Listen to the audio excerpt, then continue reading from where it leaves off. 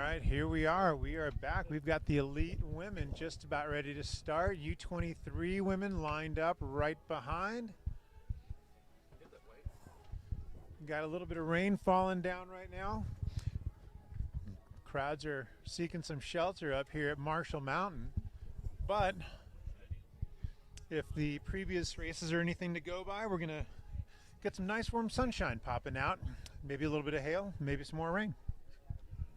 Solon, what do you think? I think the afternoon here at Marshall Mountain is just going to get nicer and nicer. These ladies are possibly going to have the best conditions of anybody. Good. I hope so, because I'm sitting on some kind of a cardboard to keep my butt wet, right? Or my butt dry and not wet.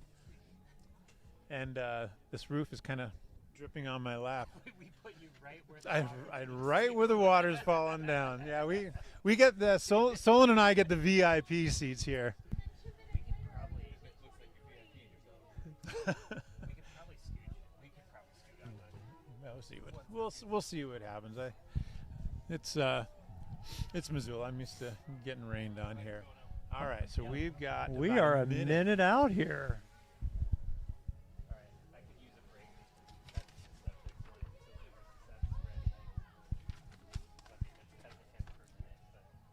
I've just been doing the pan down for the whole shot.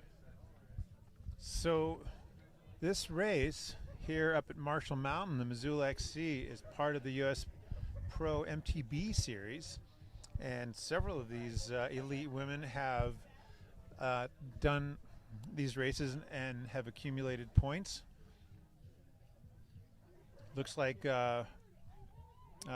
Courtney Merrill out of Rigby, Idaho is leading with 54 points, so she's the top points earner in this race right now, followed closely by Holly Kruchowski out of New Berlin, Wisconsin, 48 points, and 1 point behind.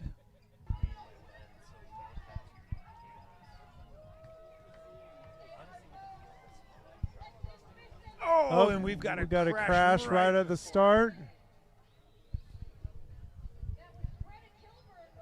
Back up quickly. Roughly a field of 12 women out on course.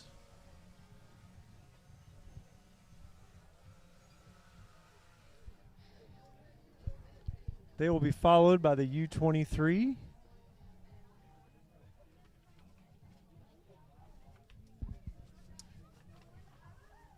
And in the U23 women, Maddie Fisher, 80 points for the USCX series. I wonder how many points is possible per race. Maybe she's won each of the races. Points is possible per race. Maybe she's won each of the races. Maddie Fisher is absolutely dominating that series. Maya Blanchard from Claremont, California, second place with 70 points. And let's see, they should be starting here pretty soon, Solon. Alex, I can talk about that a little bit. The U.S. Pro Cup, it's 10 points per short track if you win it, and 30 points for the cross country if you win it. So if you have a successful weekend, you'll get 40 points for each weekend. Well, I wonder if she's, Case. And Maddie Fisher is a cross racer, quite accomplished cross racer. I had a couple of folks commentating with me on the race before, and three of them are very accomplished cyclocross racers, and it looks like we've got the U23s on course. We got followed by weight endurance, 2 athletes. We got a Delta development athlete in there. So our Donovan racer, that is Maddie Fisher. We might see these two groups come together at some point on this course. All right, we've got our elite women just getting ready to make the right turn onto Izzy Up. And, you know, something we've seen in the last few races is Izzy Up being quite the decider on race selection. So Izzy Up is the new addition to the Marshall Mountain Trail system. And as the name implies, the idea with this trail was to make it a little bit easier to get up to the top of the mountain compared to the existing fire roads and single track that, well, you and I both know really well. There was a road called Easy Up, and it was anything but easy up just to torment people. So we have a select group of 6 here that have made their way out on the elites. We got a swapping of leads up front. Little bit of gap between the first 3 and the next 3. I think for the 17-18 women, we are seeing about 19-minute laps. I wonder what we'll see with these athletes here. So the expectation with Izzy Up is that it was going to be actually a place where it was going to be group riding, a lot of passing, high-speed climbing, which it has been, but it turns out that high-speed climbing has resulted in big gaps forming, and we're already seeing that here on lap number 1.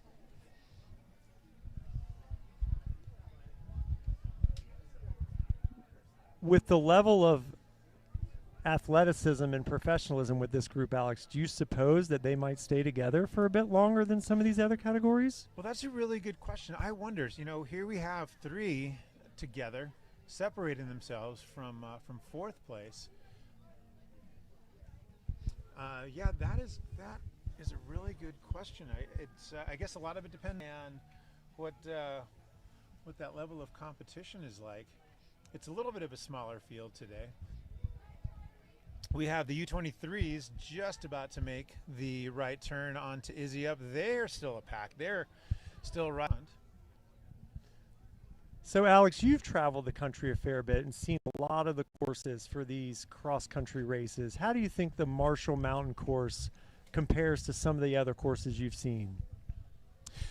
Yeah, I guess I'm a bit biased with Marshall Mountain. This course is different, of course, with the Izzy Up, but I've always really appreciated the technically challenging nature of this course, and both on the uphill and the downhill.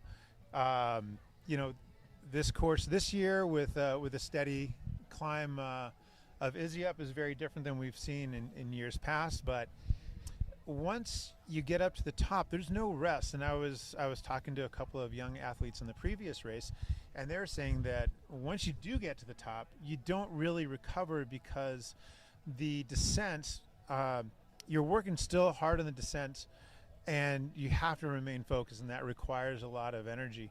The riders want to recover on the descent, but it is not always the easiest thing to do. And I think that speaks really well to the nature of this course, that it is a challenging course, so I do like it. That said, there's a lot of really good mountain bike courses around the country. I know Nationals in Pennsylvania, that course is really, really cool. That's a fun course to ride, and that's a really hard technical course. I don't know much about West Virginia, but it sounds like that's going to be a pretty punchy course. No big climbs, but a lot of punchy climbing. There seems to be nowhere to hide on this course. You're either all out or all down. There's nowhere to rest. Yeah, totally agreed. Is that maybe why we're seeing spreads in the group so quickly? There's no way to draft. There's no way to hide behind someone. Yeah, that'd be my best guess, because you can see what's happening here. First and second place, even on Izzy Up, are opening up a gap on 3rd place. Those riders that are able to keep that constant, steady tempo are able to keep a pace that just is a little bit more than the riders behind them. All right, up the steep climb that this is the old A-line descent. You can't see the drop anymore. Well, I guess you can still see a remnant of it. We used to race this going downhill, and at the right there where they're entering this trail, just on the other side of the double track, was the A-line drop that was part of the original Missoula XC. I definitely miss seeing that. That was very much a crowd favorite, and I think it was even favored by the riders as well. All right. We've So, got, Alex, I can pick out who's second wheel. That's Bailey McSpadden with Bear National. She's out of Colorado. But can you pick out who is our leader there? let's see. I cannot. I'm trying to get a read on that. Trying to look at the jersey, and it's really hard to tell who that is. If we do it based on points, it could be Courtney Merrill. Mhm. But it also could be We Development Bridget Smith, but that jersey doesn't match up. It doesn't match up. Maybe Holly out of New Berlin, Wisconsin. That's a tough name to pronounce there. Kuchowski. We're getting a little better view here. Let's see if we can pick out that kit. Bailey's dropping back a little bit. There's a little bit of gap. As the viewers have seen in these prior races, this is a really punchy, arduous section that athletes can really put distance on each other based on some of the crux. This is one of the few spots they actually get to see the other athletes above and below them. But we're starting to see some disconnect between the first and second athlete here.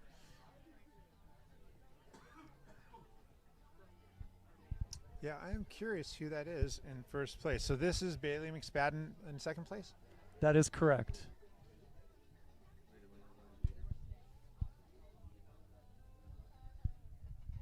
They could also be talking about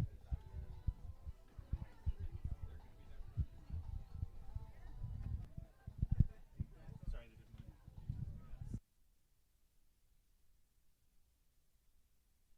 story. Seth, Jed, or you? All right, so this is the Bee's Nest section of the Missoula XC course.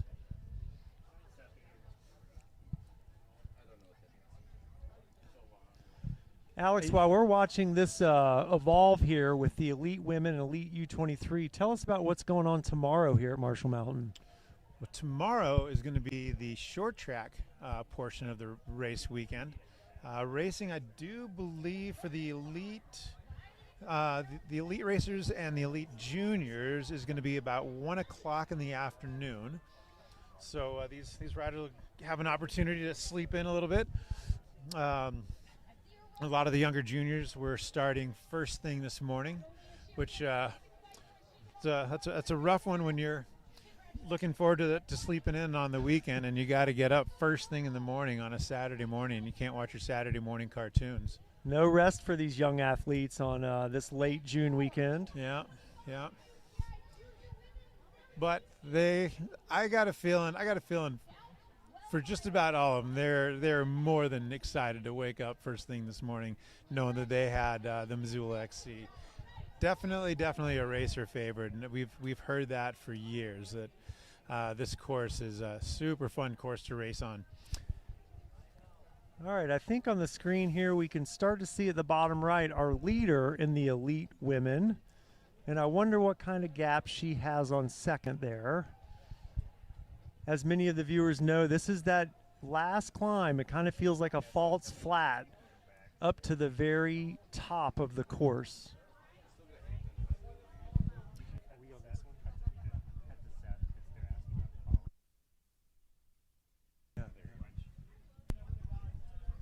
So I was talking to the athletes in the previous race who had raced this course earlier, and they were saying that this drag is just long and endless. And you're trying to settle in, but it's just a grind, an endless grind. And measuring your heart rate is kind of what they were doing the whole way up.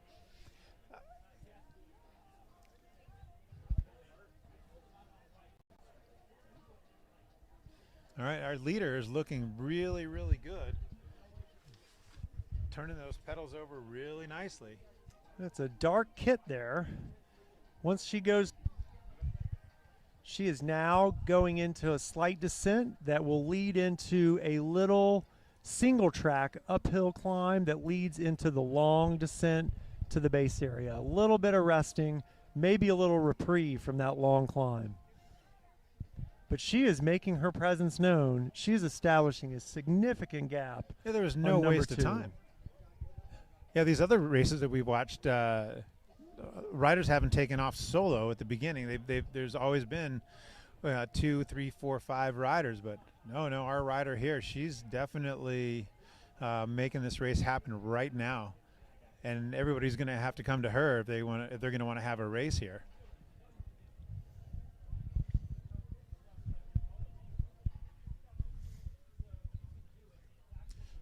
So a lot of that hillside that we see in the background there, that is going to be where new trails are going to be built here in the Marshall Mountain area. So in the years to come, we might see even more courses hit here, and Missoula XC might look completely different 3 years from now. I'm super excited about all the development that's happening here. I want to say that the trail system is going to more than double. Does that sound about right? That sounds about right, Alex. It is a City of Missoula County partnership, public access, owned by each, purchased, I believe, jointly. The deal was finalized sometime last summer. It was a work in progress before that, but now it is full public access, and again, jointly owned by the city and the county. And the county and the city both fully supported Marshall Mountain as being a mountain bike destination, and enthusiastically supported trail development out here. We're very excited about what's to come here at Marshall. Yeah, such a local treasure here to have all these trails and have such a good diversity of trails, and that's just going to increase. Yeah, it was done with a lot of really good forethought, and I know that the folks that use these trails up here, not just the mountain bikers, but hikers and runners and cross-country or backcountry skiers. You can see where the ski trails are cut, and we spend a lot of our winter time skiing on these trails. There's no lifts, but we just ski up and make our way down and do a bunch of laps. And you can see the very top of the mountain there in the upper left of the screen. And they're skiing even behind that. So yeah, no, the fact that we have this mountain, we're really fortunate to have this.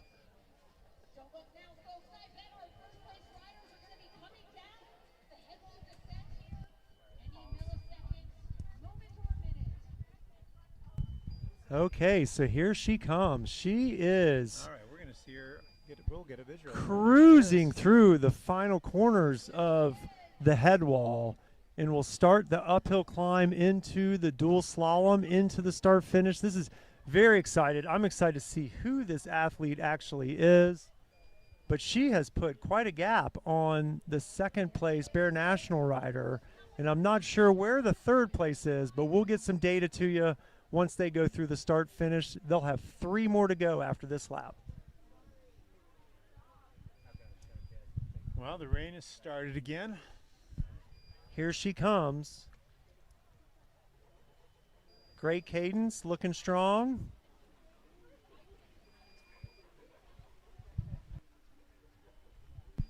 Our drone operators are trying to get us close to her to see what that kit says, but I think Alex and I's eyes are not that good anymore.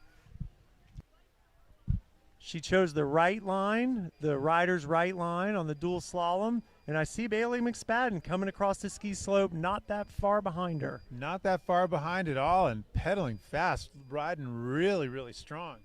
And here we go. We see third place just about entering the ski slope as well.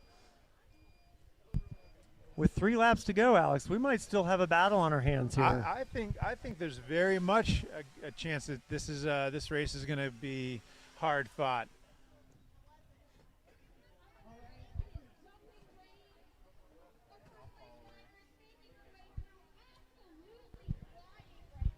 Wow, our leader is moving. Here she goes back into the start climb. She is moving. She is setting a tremendous pace. So it is confirmed. It is Greta Kilborn. She is 20 years old, and she's from Burlington, Vermont, and she's riding for Bicycle Express Racing.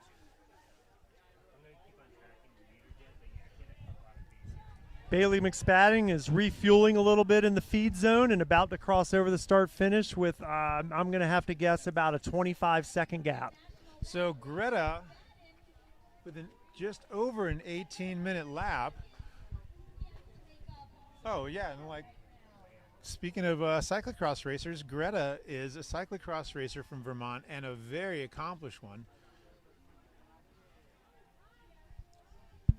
Bailey McSpadden, 30 seconds behind.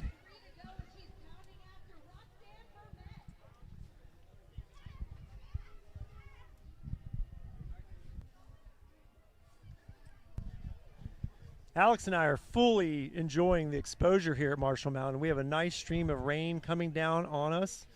It's making us feel like we're one of the athletes out in the conditions, but it's not hailing, so we're happy.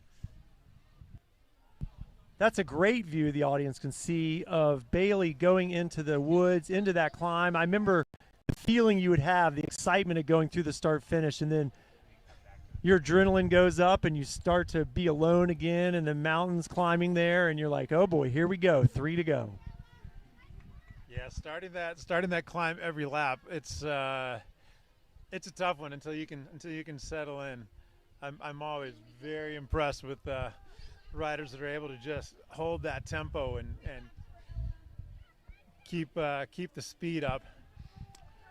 So Alex, the third athlete here is from Quebec. We're starting to see a lot of racers from Canada. Is this normal? Well, you know, if you look at the World Cup, both the elite level and the junior level, you've got some tremendous racers. I want to say there was a Canadian U23 who won the last round of the World Cup, and you have Raphael Carrier as a junior. You have Jen Jackson, a pro who's Canadian, who races the World Cups. Pardon us, we're making a bunch of noise because it is absolutely dumping rain, and Solon and I are trying to figure out a way to keep our screen on, keep our computers from getting soaked. Much better, thanks, fellas. It is dumping. I know that. I knew there was a chance of rain today, but oh man, it's coming. I was hoping the forecast was very wrong, but it was very right.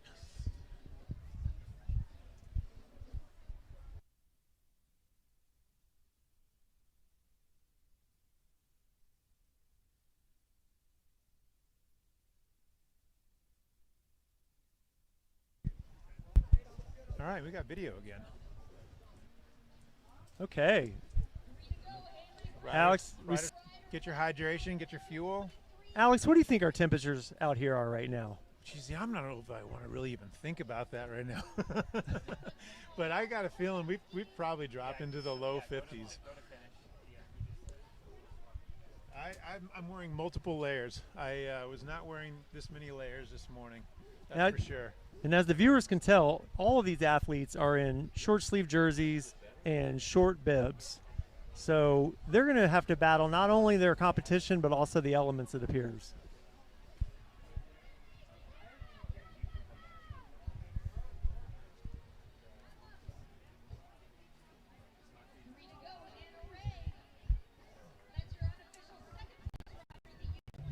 Alex, have you found that some athletes are able to perform in conditions like this, adverse conditions, over others? I know that for certain. There are so many athletes that absolutely, well, I'm not going to say they love these conditions, but they absolutely perform better in these conditions. They seem to maybe not so much thrive, but they're able to manage this kind of weather better than others. Just like some riders are able to race better in really hot weather. Some riders, it gets cold, it gets wet, and they can absolutely charge, where others will tend to wilt a little bit. But we will start to see that skill set play out here today. Everybody expected inclement weather, but we were teased into some nicer conditions earlier in the day, and now the day is coming back with a vengeance.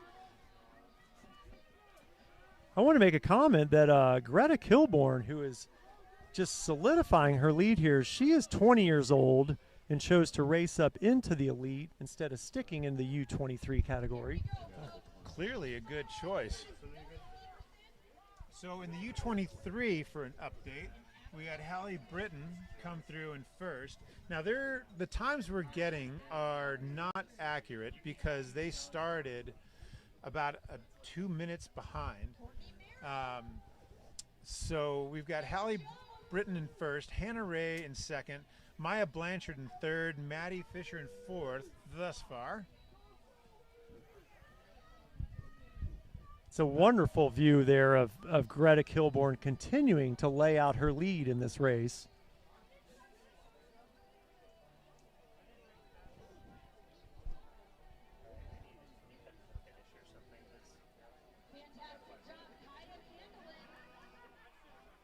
It's a good view of the finish. You can see the umbrellas out there, and the rain is slowing down a little bit, much to everybody's delight.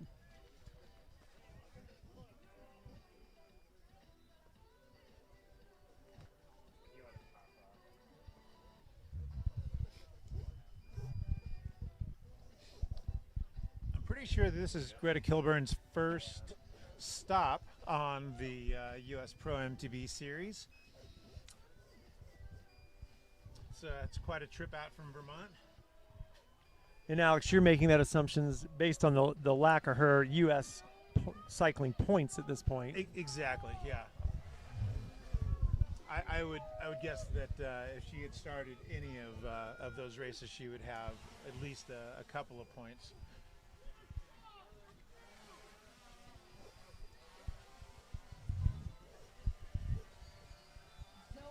But I definitely commend these athletes for making these trips. Ooh.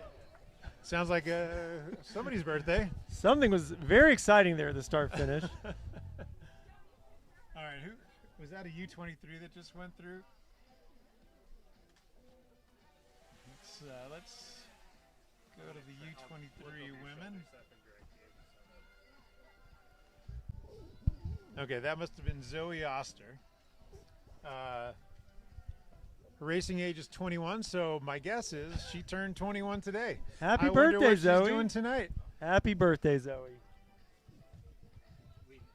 We have the one and only Meg Wisher down there wishing her a happy birthday. Nobody wishes somebody happy birthday quite like Meg. Speaking of Meg, Alex, Missoula's been lucky enough to have so many great cycling development entities here over the course of my period living in Missoula, and Meg was one of those with Parks and Rec. Can you name some of the other groups that we have in Missoula right now? Yeah, so Meg years ago started Zootown Derailers, and Zootown Derailers has been such a great addition to the community because Meg starts working with these kids, and she has volunteer coaches. A lot of the high school kids around here are volunteer, or not, I guess they're paid coaches, actually. That's correct. Yeah. And they work with kids, I think, from 4 all the way to, 13 years old? Is that sounds right. Yep. And then, of course, we have our local NICA League here in Missoula. We have Rangers. So NICA is a middle school and high school race league. We have Rangers, which is a middle school group, and then we have our own Team Stampede, which is middle school to high school as well. So we have quite a few programs here to help develop young athletes, both mountain biking and cyclocross and road riding, and tons of enthusiastic participation from kids and parents, which has been wonderful to see. So encouraging. Can you speak to the role that MT Alpha used to play in Missoula? Oh, and of course, yeah, MT Alpha, they also work with a lot of young athletes. Not as many, not so much the younger athletes anymore. Now they're more a women's adult cycling club. But yes, so many athletes for, probably at least the past 10 years or more have been part of MT Alpha. So they did a tremendous job of bringing in young gals into the sport and encouraging them and guiding them and teaching them. Okay, there's a great view of Greta Kilborn continuing to maintain her lead in this elite women's race here at Marshall Mountain. We don't really have a good view of the followers. Bailey McSpadden. Yeah, Greta looks great. She looks great. So this might feel like a long race for these athletes. They are now finishing their second lap or in their second lap. They'll have 2 more after this. It's now sunny and raining here in Missoula, Montana.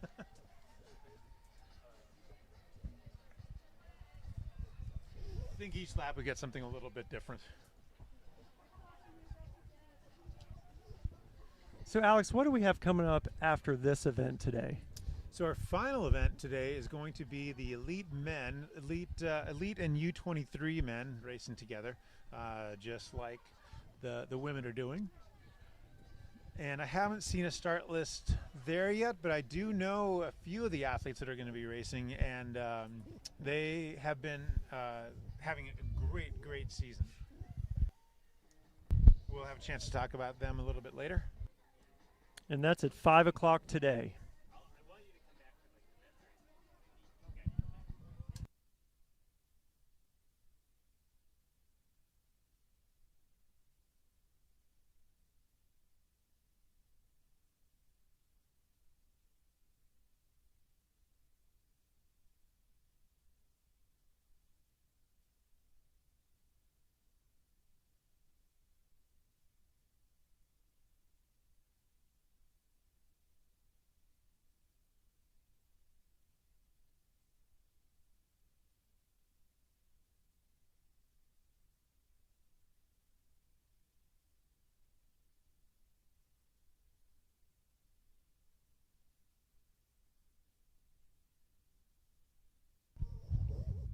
Well, yeah, this long grinding climb is really long.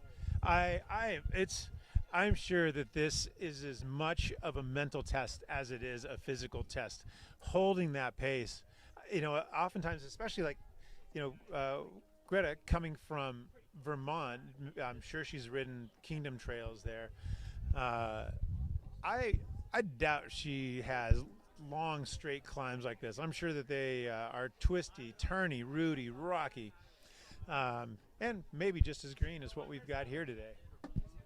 So Alex, with the changing of these conditions, is it going to change the way these athletes are fueling? Yeah, that's a good question.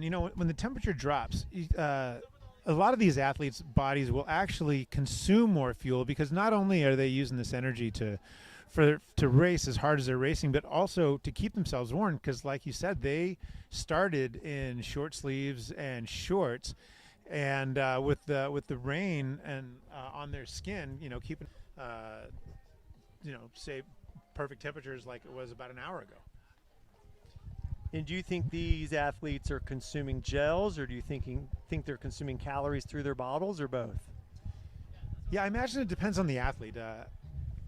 I would bet that a lot of them do actually have some kind of a high carb fuel in their bottles, and they're going to come through the feed zone, grab a water bottle, simply for that liquid hydration. But maybe a lot of them are carrying water, or like an electrolyte sugar mixed drink of some sort. And I think a lot of them are taking gels as they come through the feed zone. I know the trend here the last few years at the highest level of road racers taking in upwards of 150 grams of carbohydrate per hour, which equates to 600 calories. If you can imagine that, how they can absorb that and digest that is beyond me. But it's a lot too, I guess. Mountain biking is a little bit harder because, for a lot of the race, you got to have your hands on the bars, and there's not a lot of time to take your hands off the bars to eat or to drink. For example, going down this downhill, even though it requires a lot of focus and it is a bit of work going downhill, there is a bit more recovery, which you would think would be a great opportunity to eat something and drink something, but down the head wall, you are not taking your hands off the bars. And you're not going to want to lose focus for even a moment. Speaking of the head wall, Here comes Greta, finishing it up, about to come out of the woods into the ski slope, solidifying her dominance in this race about halfway through. We've had no eyes on a chase group of any sort. We'll start to get some gap numbers as she and the other athletes come through the start-finish.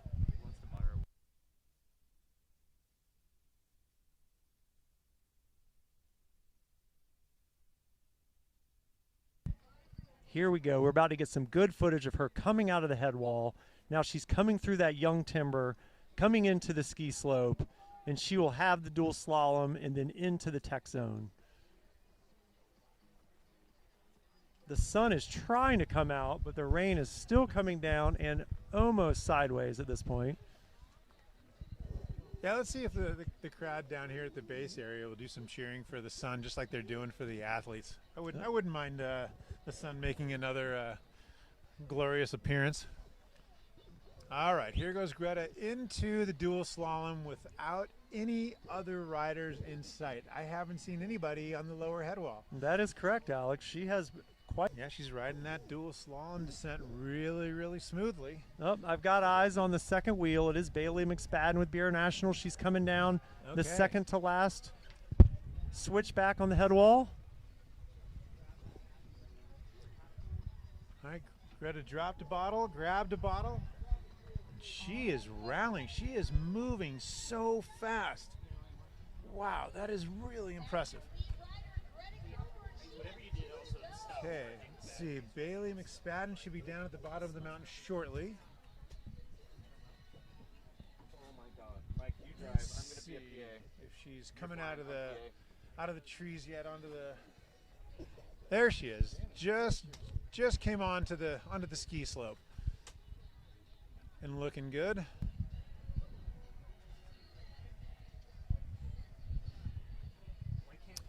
Hey, you know, the first time I ever saw Greta Kilborn race was at Cyclocross Nationals in Connecticut a couple of years ago. I've never heard her name, never seen her name on a result sheet, but she was clearly a talented rider. I want to say she finished on the podium as a junior that year.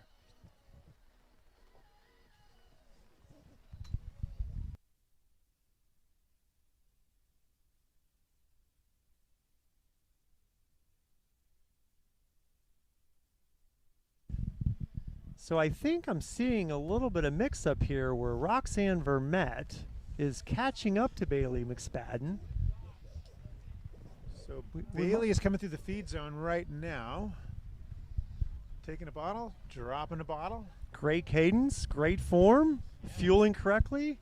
Ready to charge. But she's next got lap. someone chasing, biting at her heels here. It doesn't look like she's slowing down. We are halfway through this race. Let's see if she fuels. Yes, she is. Swapping the bottle. Perfect exchange. No food, just liquids. Maybe she has some calories in there. We'll get some lap times here and some splits to you.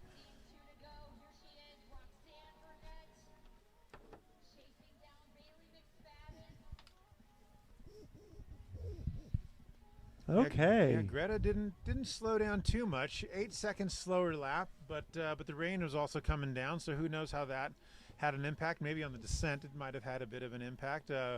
Riders trying to feel out the course to see what the grip was like. Now this could be Elia Jones here from Utah.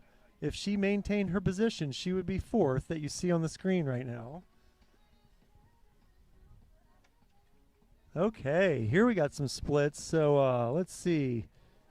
Greta has about a minute and a half over Bailey, but Bailey only has about 25 seconds on Roxanne.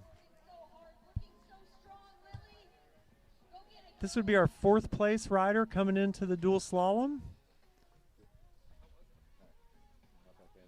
Is that Lily Boucher that just went through? Oh. From Squamish, BC?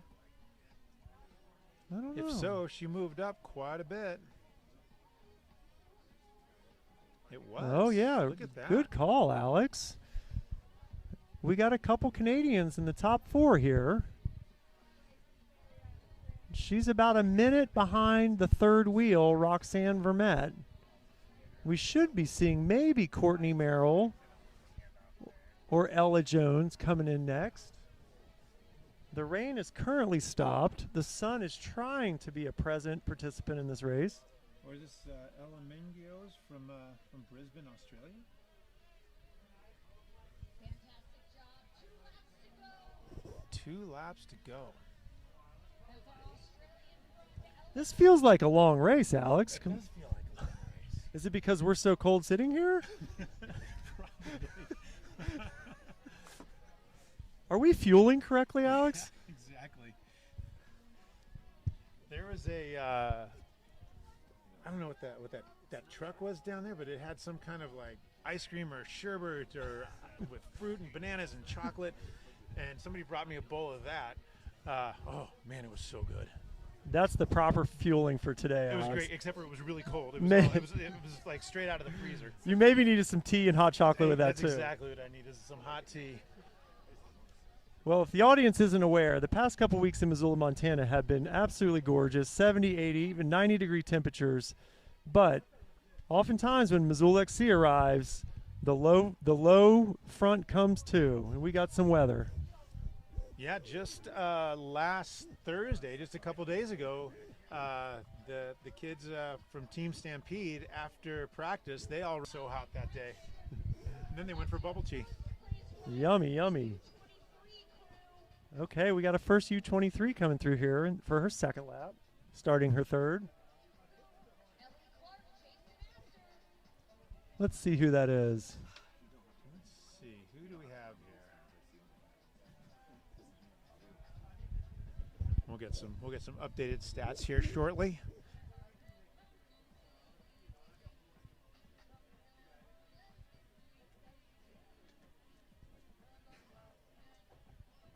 All right, so Hallie Britton was first. She's from Kaysville, Utah. Alex, I don't know where that is. Do you know where that is? I don't know where Kaysville is either. There's so many communities around the Salt Lake City, Ogden, Provo area. Maybe it's somewhere around there. And she's in the U23, and she is only 20. Very consistent lap times, both laps within 12 seconds. The viewers, I think, can now see our leader of the elite category. She looks really comfortable. That's really impressive. How comfortable she looks going up that climb. I Credit. think that this gap is just gonna continue to go out. We're starting to see a lot of solo riders, no one really working together, all kind of out there doing their own thing, battling the course and the elements at the same time.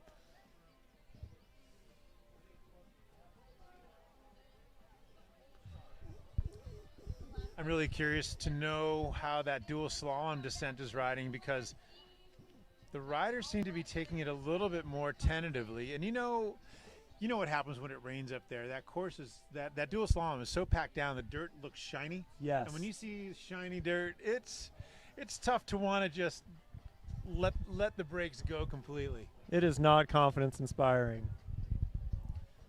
I did have some reports yesterday, Alex, of some younger folks riding the course after the rain, and they told us that the climb was getting slower and slower. There's so much moisture in the dirt that it was slowing everybody down. And that might be what these athletes are experiencing now. Oh, yeah, that's interesting, Solon, because, since it is a somewhat newly cut course, maybe with the moisture on there, yeah, it's softer dirt and maybe a little bit more sinking in of the tires. Doesn't seem to be slowing Greta down, though.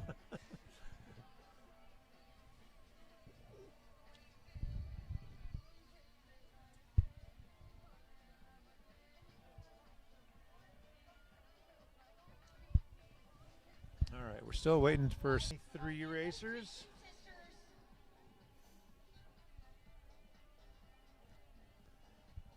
Greta Kilborn is just having a master's class of how to make your way through this Marshall Mountain course with efficiency and just stability.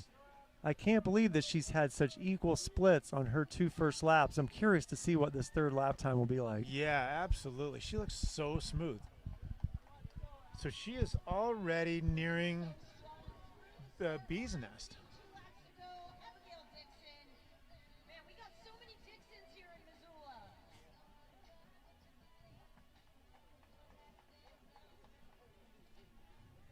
All right, so Maya Blanchard is in second place, down by about a minute and a half. 2.5 minutes, sorry. Hannah Ray holding third, not too far back, 7 seconds.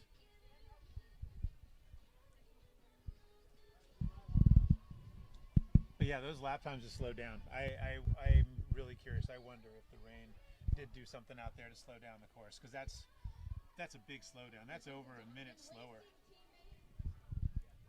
That's Maddie Fisher plodding through with 2 to go. Alex, in your experience as a professional athlete, training other athletes, have you found that there is a advantage to athletes being able to have more consistent lap times? You know, I think with what we've seen in the you're pacing yourself well, you're not going over your limit, and being able to hold that for every lap except for maybe the last lap, which we've seen races with negative splits. That is something that these athletes train really hard to know. They know their heart rates. They know they can feel what their body is doing, what they need to do. And talking to our young athletes here in the previous race, I was talking to Ada, your daughter, Solon, and I asked her if she was watching her head mount to see what her heart rate was doing during the race. And she said mostly she was just pedaling by feel. And, you know, Ada is a junior, second year junior, 16-year-old. I got to tell you, somebody her age, 16 years old, being able to pace herself the way she did and only occasionally looking at her heart rate monitor, that speaks a lot to her knowledge of her own body. And it's such a valuable skill, especially if you can do that without having to rely on your heart rate monitor, without having to rely on your power meter, just knowing that information. So Alex, with these elite women, how many of them do you believe are guessing would be using power meters today? I would say at the elite level, probably all of them is my guess. I would be surprised if they're not. Athletes know if they're going hard enough, if they're going too hard in a workout, and then they can compare their heart rate with their power to see perhaps how their body is actually responding to the training load that they're putting in. But your daughter's not using a power meter, and I'm really happy to hear that. She is not. She is not using a power meter yet. I think there's still time. She still has a lot of time before she needs to do that.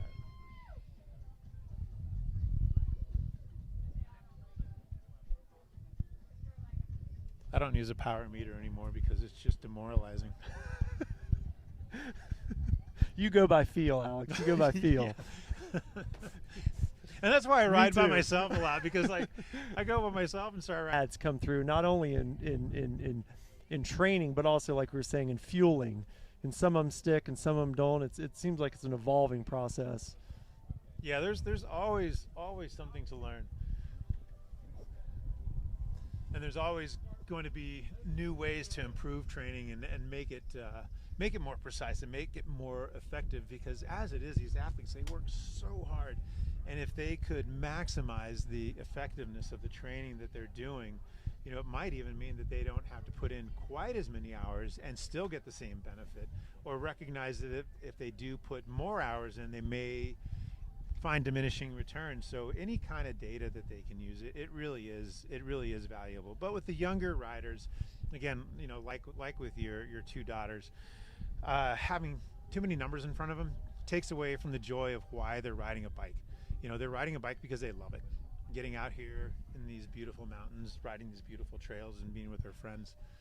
at some point, yeah, sure, there's going to be a point where they have greater obligations to the sport, more than just simply, for the love of competition, and those other tools are going to become a necessity. But as long as we can keep these young riders simply enjoying the sport for the sake of enjoyment, the better. Well said, Alex. Well said. It seems like Greta Kilborn here is out enjoying herself and doing all of the trends correctly today. I can't believe how efficiently she is going through all of this course. She has now entered hot sauce and will be well on her way down the final head wall. The sun is out here in Missoula, Montana. There's now a cold breeze keeping us awake. Yeah, and you see people coming out from under the tents, so we'll probably see more people out here in the base area cheering on our athletes.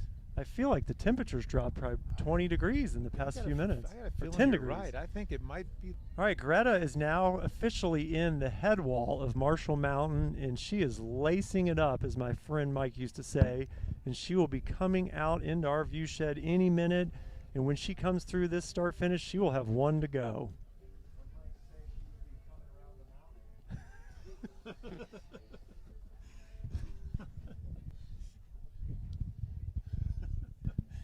Quick shout out to Zilla Productions here with the team they've put together to bring all of us viewers these live broadcasts. As a participating parent with a young athlete, bring this type of production to the cycling community around the nation. It's such a great thing for grandparents and friends and relatives to be able to, from afar, watch these races with such a high quality production.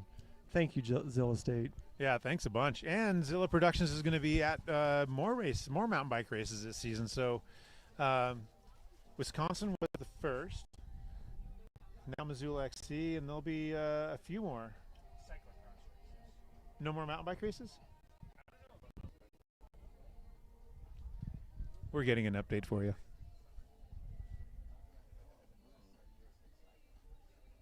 You're not doing Soho? We're doing cyclocross. Okay.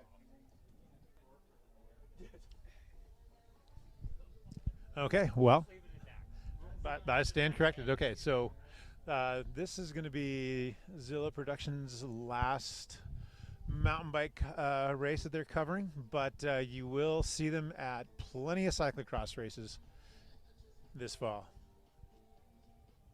So stay tuned.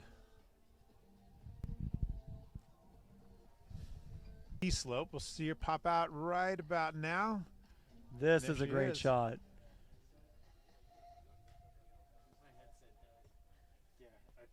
That angle doesn't really give the viewer an understanding. It's steep right there. It's punchy. That angle really shows. It kind of wakes you up after that big descent. You're like, oh boy, I have another climb before you go into that dual slalom. Oh no, I hit a fucking.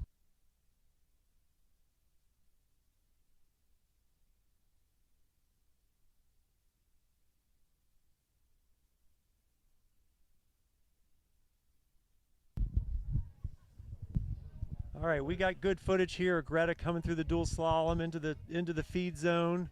One to go, one to go.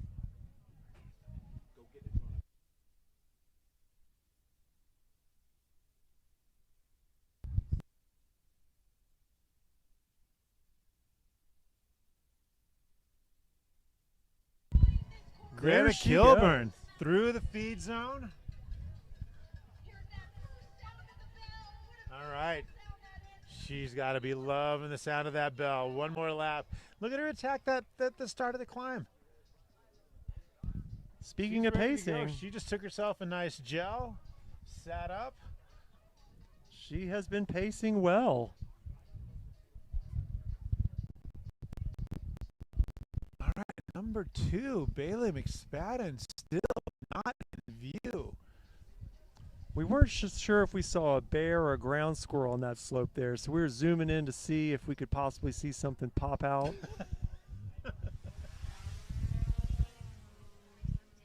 I do see Bailey McSpadden, the second wheel coming down the head wall, about to come into the ski slope.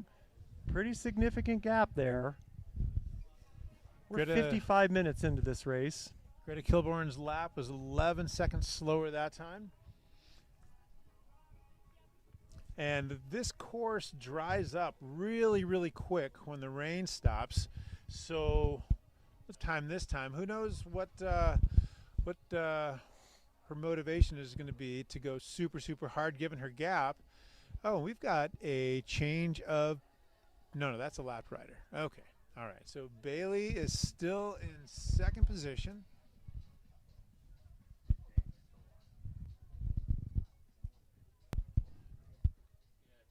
Bailey McSpadden just reaching the top of the ski trail, getting ready to head down the dual slalom, and she's dropping into the dual slalom right now.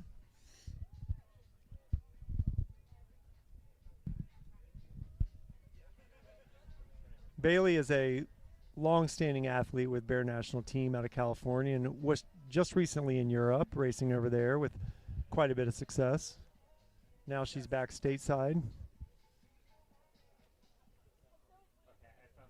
She has a comfortable position in second, it appears. Third is still quite a ways back.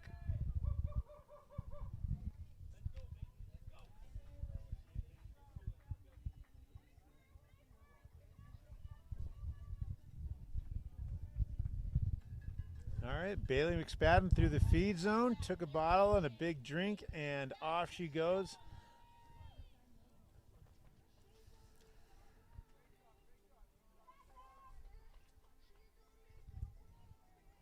Bailey McSpadden holding her pace, only 3 seconds off of her last lap. And it looks like we've got third place, Roxanne Vermette, coming into the feed zone right now.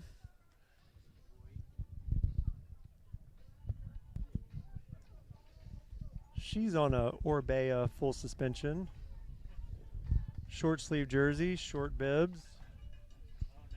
Sticking with the bottle that she had coming into the lap. Out of the saddle.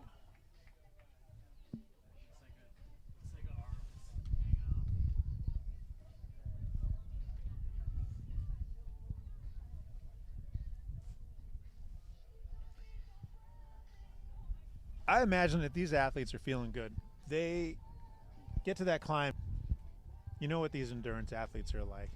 They see a challenge, and they know that they're going to hit threshold, and they know that it's going to hurt, but that's what drives them. Based on the fact that it's 45 degrees here at Marshall Mountain, they might be looking forward to the climb to warm themselves back up.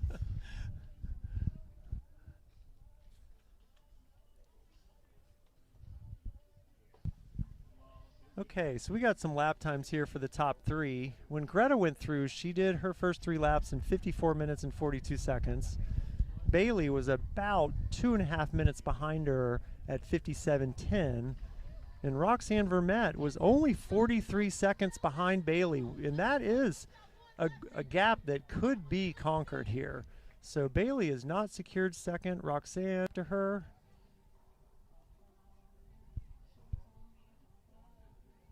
All right, Lily Boucher, fourth place. About a minute back, a little over a minute 10 seconds back.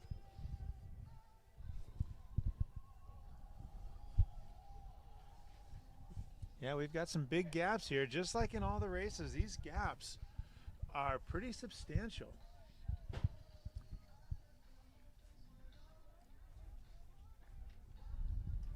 You know, my recollection is that on the original Missoula XC courses, do you recall someone where the gaps this big on the races?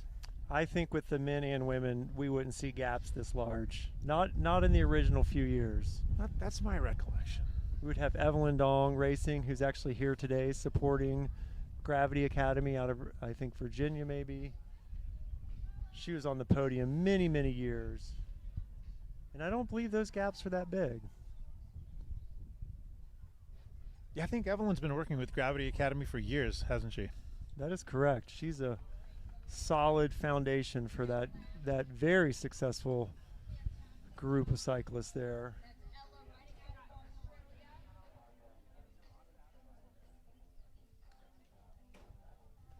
So there's Greta Kilborn just ticking off the final switchbacks of what is called Izzy Up, making her way into that last single track uphill section of this race, I believe. She's starting to actually entertain the idea that she could win this thing. A little further back, though, we might have some contention between the second and third place. It'll be interesting to see who comes out of that woods first.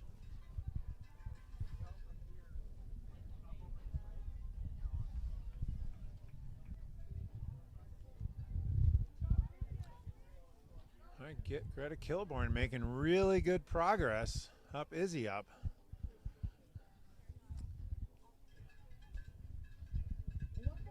She is about halfway to the top right now and pedaling strong, really strong, not slowing down a bit, it doesn't look like.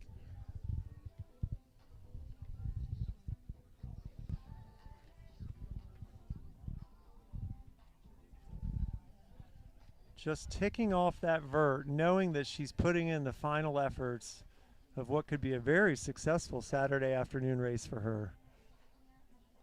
Lap time slowing down a little bit each lap. Actually 12 seconds slower each lap. She was able to build quite a gap on each of her 2 laps to Maya Blanchard out of Claremont, California.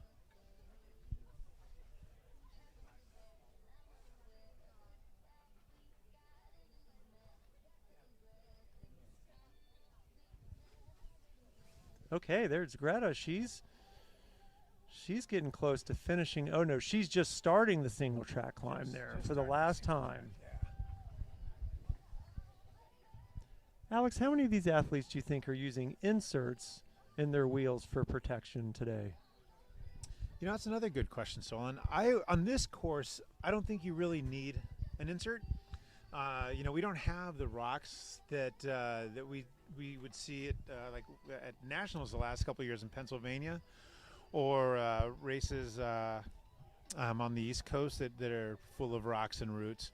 Yeah, the trails here in Missoula are all relatively smooth. Did you girls have inserts this morning? Yes, they did. Yeah. They're both running inserts, but it's through pure laziness of their father to take the inserts out of their tires every race. Both won their races, so yeah, so those inserts are doing something good. We're doing something right. We're doing something right.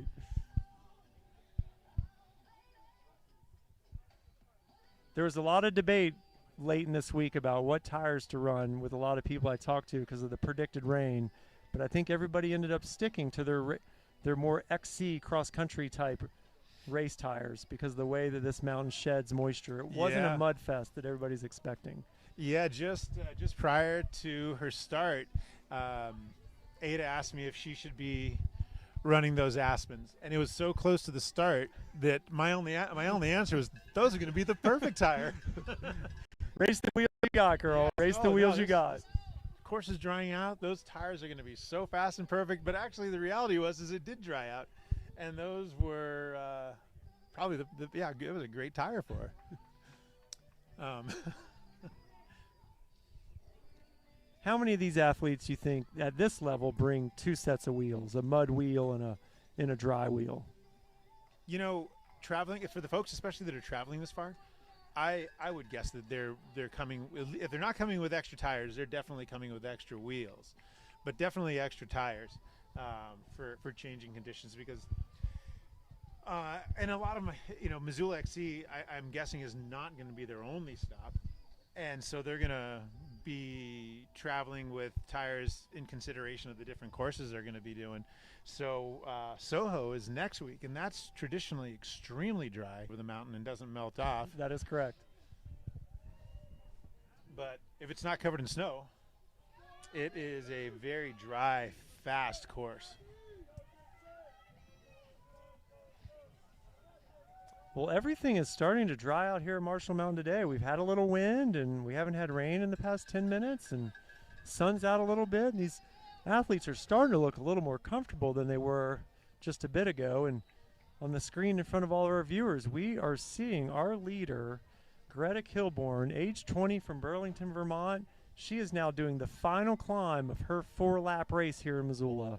She is starting to feel the taste of victory, and we'll see if she can seal the deal. The only thing that could derail her at this point is a mechanical or maybe a crash. But the way she's been riding, I think she will be able to get it done. That race for second and third, on the other hand, we might see something a little different. I'm curious if that third wheel was able to catch that Bear National rider. Yeah, that's 30 seconds between second and third. Things can change. Hannah Ray is a strong rider. She has an older a kid named Blake Ray, and he's a really talented racer. Mountain bike racer, road racer. Where are they out of, Alex? Corona, California. Kind of near the Riverside area.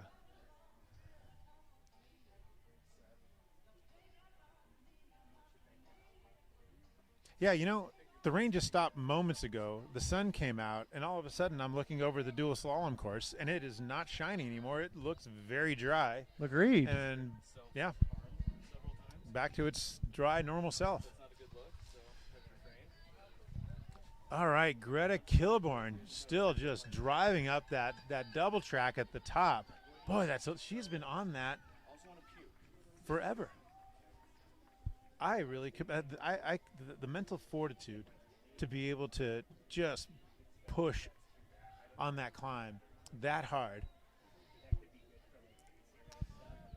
So, Alex, these athletes will end up racing for more than an hour and 20 minutes. Is that considered an average time for a cross-country race, or short or long?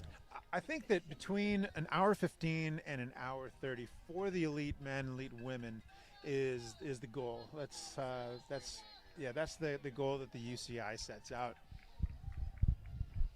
And so they're going to be right in there. Right in there. She should be around 120 if she keeps her lap times, and we can see her on the screen now coming around the arc of that road there, leaving the road, going into that final little single track push up, and that will be her last climb of the race except for the finish. Oh, Greta's got to be so happy to be onto this section right here. She's feeling it, Alex. She's feeling good now.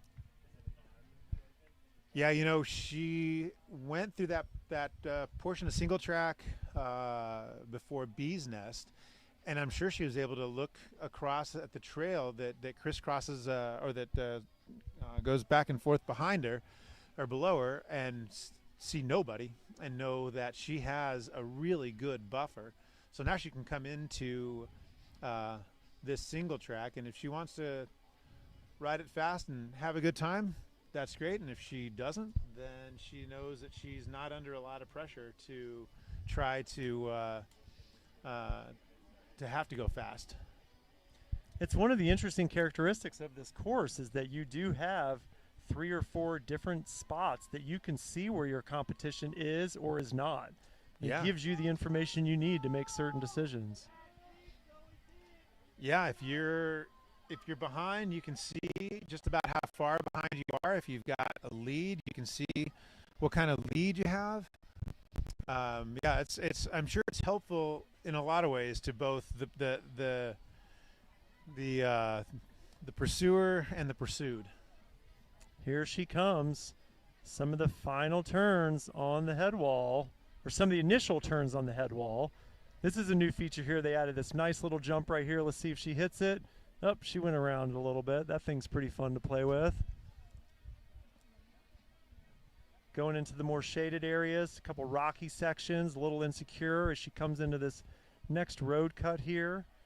This is one of the off-camber parts that Alex was talking about in one of the earlier races. We're going to get a perfect view of her coming into this. As she comes into the sun, she makes this left-hand turn, and then this next left-hand thing is about one of the most insecure things I've ever done on a mountain bike.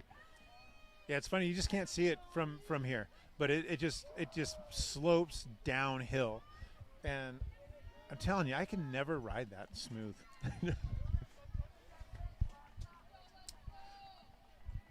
All right, Greta Kilburn into the lower head wall. We're going to see her In just a few moments, just up the hill, we'll get a actual eyeballs on her.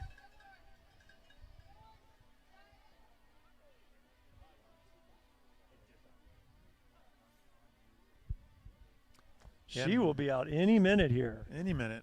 And our U23s, they're each sitting at like a 1 minute gap from each other. This course is so interesting how it is creating these gaps with these riders.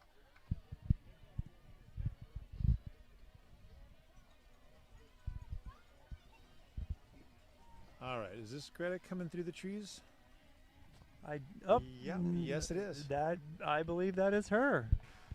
All right, here we've got our leader, Greta Kilborn, to the dual slalom for the final time. She can taste it now, Alex. She can taste it.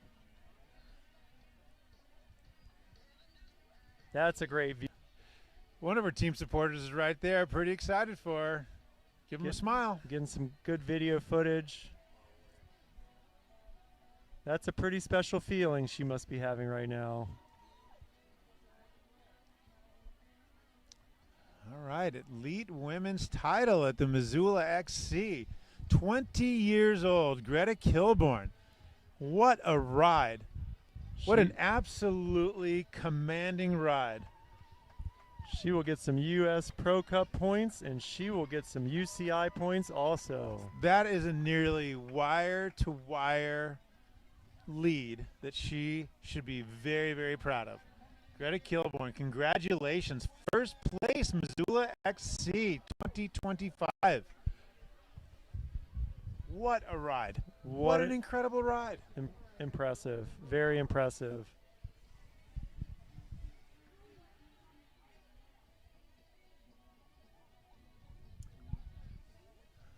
All right, there's our winner. Looks like she's given a debrief to one of her, And from there, she stayed within about a 30-second range the entire time, all 18 minutes each time. She actually ended up doing.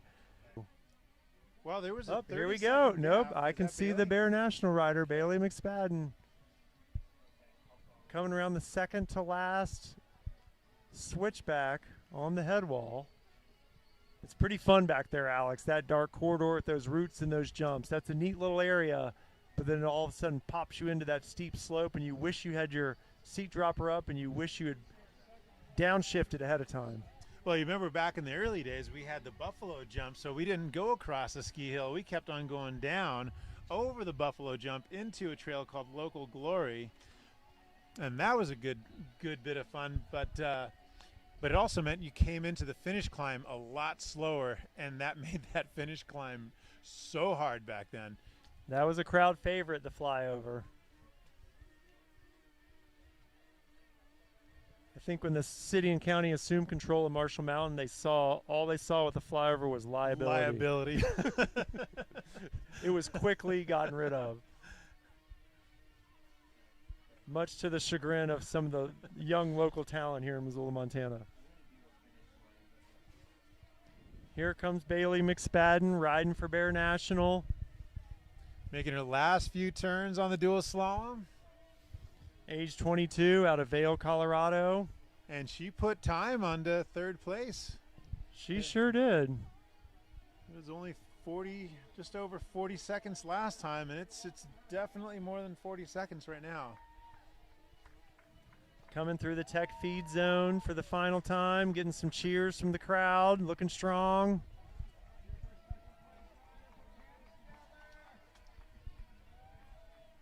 Amazing ride by Bailey McSpadden. As we see her third place coming out of the woods there onto the ski slope.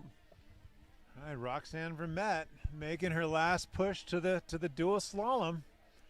She's giving it everything she's got. And Roxanne's from Quebec. Yes, She's she is. 25 years old. She rides for Delta Marriott Mont Saint Anne.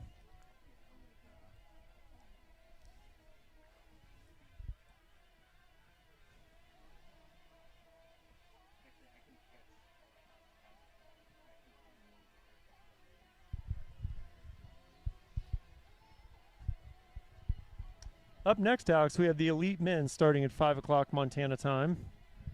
And that should be a really good race. The elite men is always good competitive racing. All right, charge all the way to the finish. Roxanne Vermette. Incredible Third place. ride. Congratulations, Roxanne.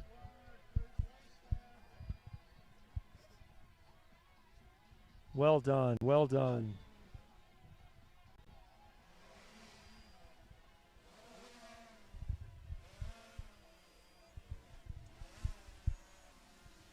Possibly our fourth place here coming across the ski slope.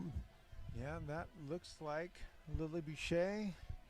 I wonder, Alex, how much intermingling of the U23 and the elite we had over the course of this race. It's hard for us to tell from here. Yeah, it's hard to know which riders are in which category. We can't see their numbers as well from here. We could still cut between. It's gonna be eventually.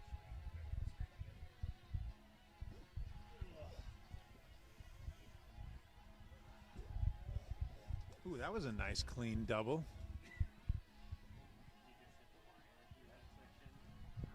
Do you think this is Lily, Lily Boucher, I'm pretty sure it is. number 4? That's correct. She's 21 out of Squamish, BC. Great form. Nice bike. It's a great view of the start finish. What a good, strong finish for her. Nice work, Lily Boucher.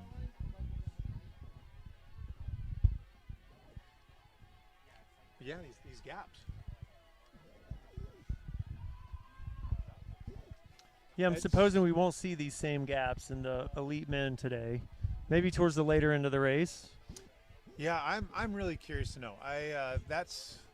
That is going to be an interesting one to watch to see what the elite men are doing.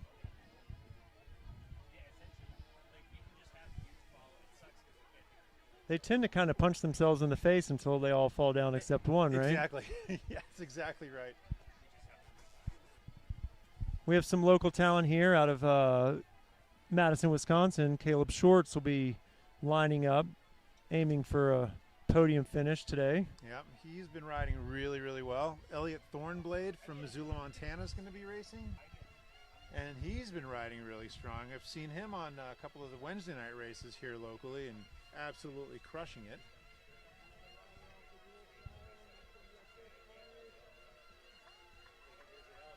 It appears to me they will also be doing 4 laps, Alex. Oh, is that what you're hearing? 4 Yep. laps? Okay. That's a current estimate. We could speculate that they maybe will be doing 16-minute laps, maybe 15-minute laps. Yeah, the junior men, the fastest lap was final lap, Ethan Wood, 14:47. So we could speculate that they will at least be doing 15-minute laps. Yeah. Yeah. So maybe they'll do 5 laps. But I haven't gotten the official word. Yeah. Well, that would put us at an hour and 15 minutes. Mhm. Yeah, the 5 fast laps. Make the UCI very happy.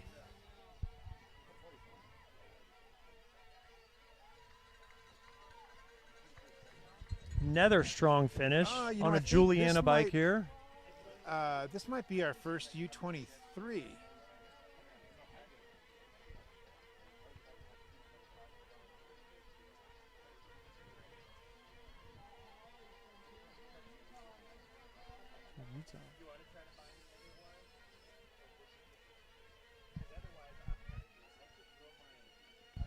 I think that might have been Hallie Britton from Kaysville, Utah. She's 20 and she's with Wii Development. Was she racing in the elites? She was in the U23, Alex. I think that was our first place finisher. Hallie Britton. Yep. Yeah, that was, yeah. She had some pretty consistent lap times. It's impressive. Oh, yeah, look at that. And this looks like our number 2 U23.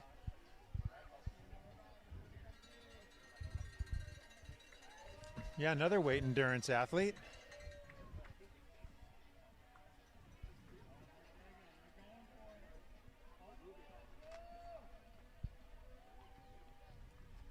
So is that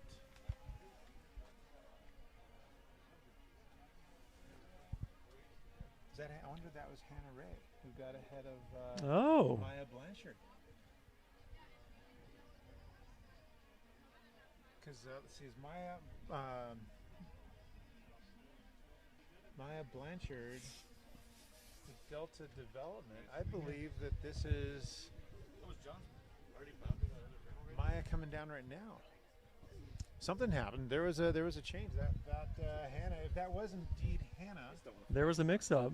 yeah, that 30-second gap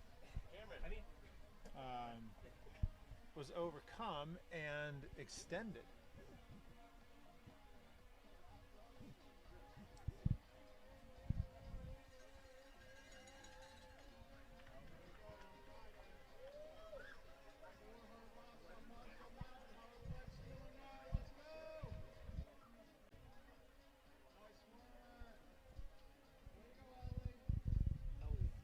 So that was Ada, age 20, impressive. We have quite a few international riders here today. I'd say it's almost 30, 40%.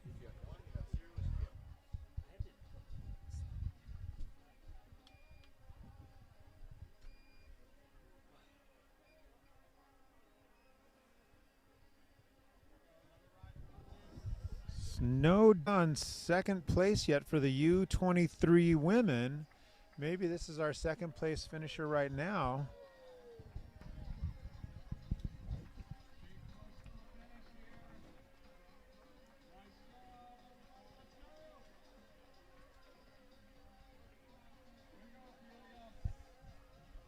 Okay, that was Ophelia Grandmont, who's 21, also from Quebec, racing for Delta Marriott MSA, 21 years old. Congratulations, Ophelia. Well done. Got two riders coming down the dual slalom. Got two riders coming down the dual slalom here. One of them is Delta Development.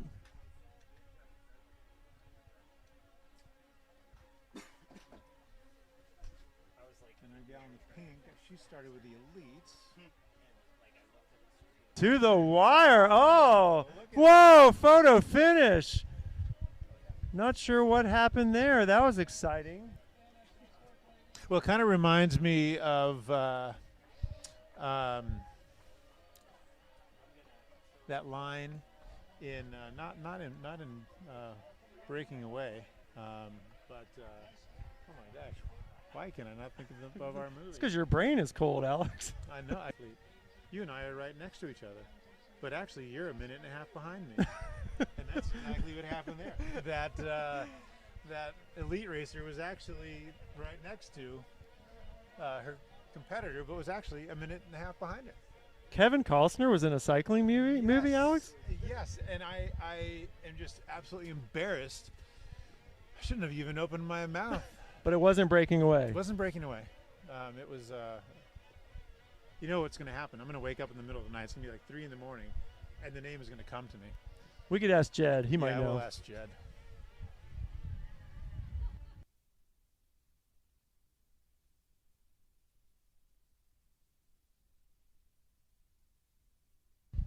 American Flyers. Thank American you very Flyers. much, Jedzilla. That's right. Yeah, what is American Flyers? If the audience is looking for something to do tonight, that is the recommended movie for the day. Yep.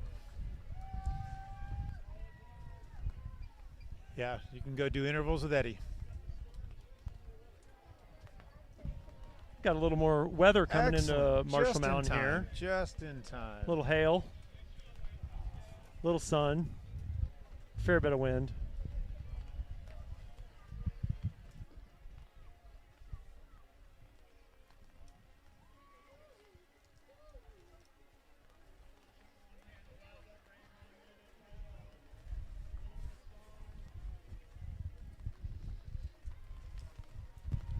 Our finishers are coming through the finish chute and heading straight to their team tents to warm up.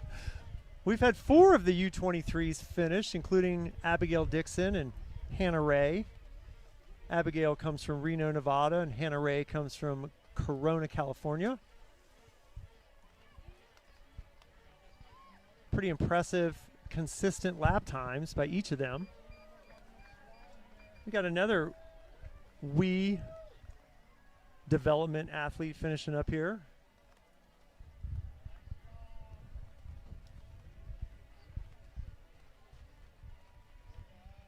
Solid finish. Solid finish. Great racing. Hour and a half of racing there on Marshall Mountain. That's quite the effort. Yeah, an hour and a half of very determined racing.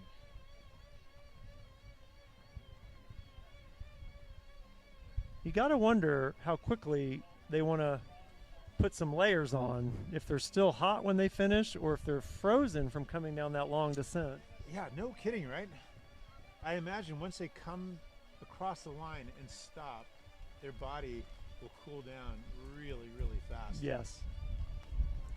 I remember doing a criterium in New Jersey, and I was getting so hot. I had no idea what the temperature was. It didn't even matter. I was just boiling hot in this race. We finished, and we were racing in about, my body temperature just dropped. And I remember putting every bit of clothing on. I got so cold so fast. All right, we've now had 9 of the 12 elite women finish, from what I can tell. Holly Kruszowski just came through out of New Berlin, Wisconsin, 4 laps, hour and 26 minutes. Congratulations. We're getting some pretty interesting wins here wind is coming through the really venue picking of up. Marshall Mountain.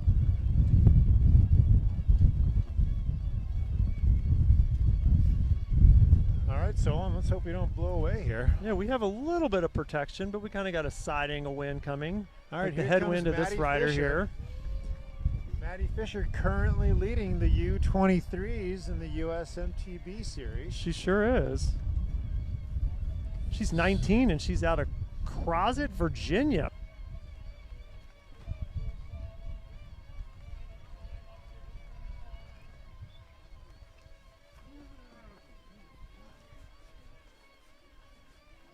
All right, we have another athlete coming through the start finish here.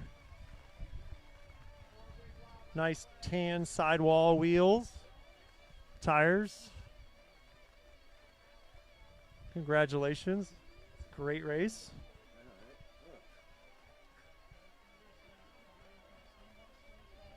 All right, we've had 6 of the 10 U23s finish up.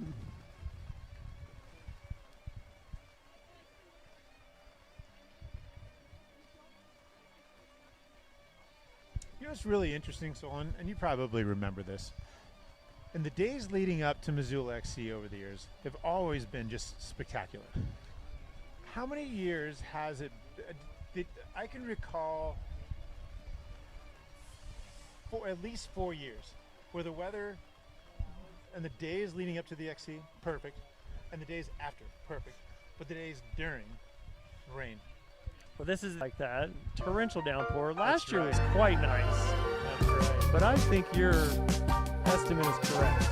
So let's see what we get for the men's race. So we're going to take a break here, and we will be back in just shy of half an hour for the elite men's race. Stick with us. Thanks for watching, everybody.